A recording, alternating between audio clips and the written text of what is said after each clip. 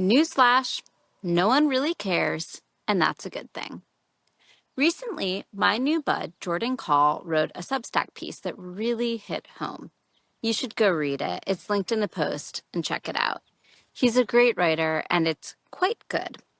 Jordan's core idea is this. Many of us feel crushed by societal expectations, but when we really interrogate them, what's holding us back usually isn't the external world. Rather, it's the expectations we've internalized. That's what shrinks our sense of possibility more than anything anyone else could say. My big takeaway? No one's really paying that much attention to what you're doing. Admittedly, this bumps up against something that Amanda Jawad and I talked about on the podcast recently. In that conversation, we explored how powerful ancestral and parental pressure can be, especially for children of immigrants. Sometimes we're living out our ancestors' wildest dreams, and in doing so, we don't dare live our own. I still think that's true, but I also want to let my ancestors off the hook. We can honor their love and sacrifices and tell them gently, respectfully, to go kick rocks if their dreams don't align with ours.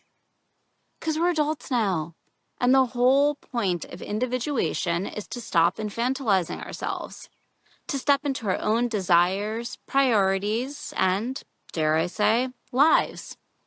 To stop whispering in our heads, but mommy or daddy said.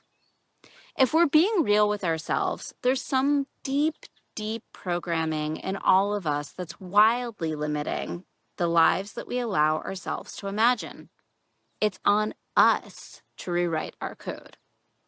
Now, if you come from a family of means, there could be some spicy inheritance drama in the mix, in which case, pull up a seat and tell me everything while I draft a quick mini Succession screenplay, because I know we all miss that show.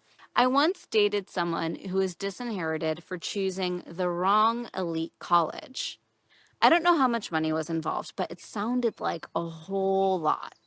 I'm sure it was quite painful, like losing a winning pick six ticket. I'm more of a scratch-off girl myself, anyway.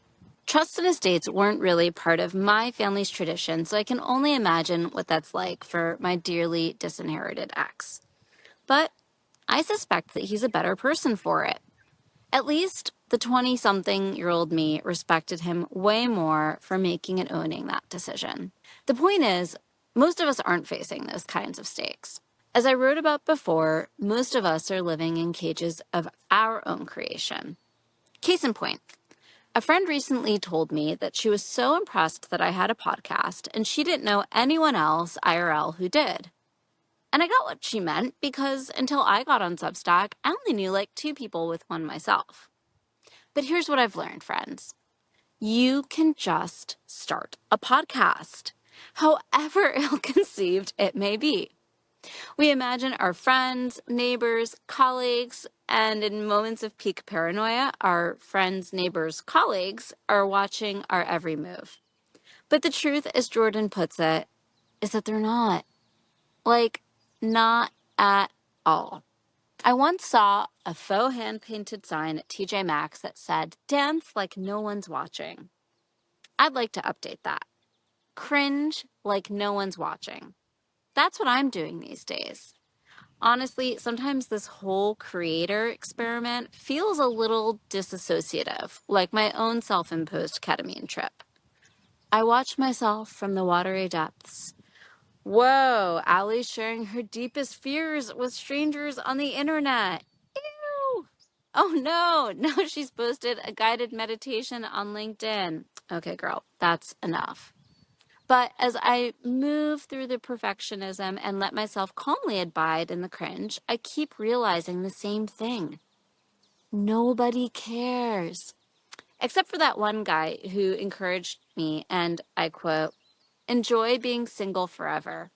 Bless your heart."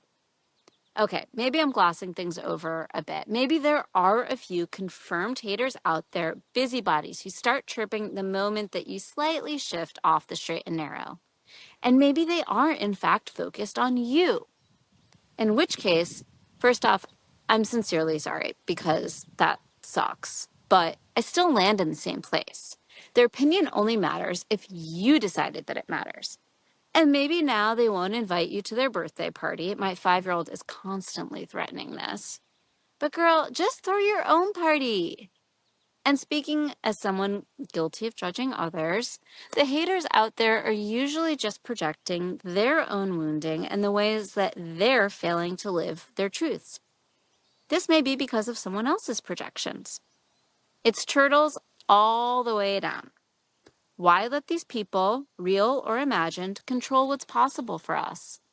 All we can do is wish them well and move on. So, in conclusion, friends, please try caring less. You'll start reclaiming some of the power that you've handed over to the good girl, good boy goblins in your minds. And as it turns out, that might be the most adult thing that we can do.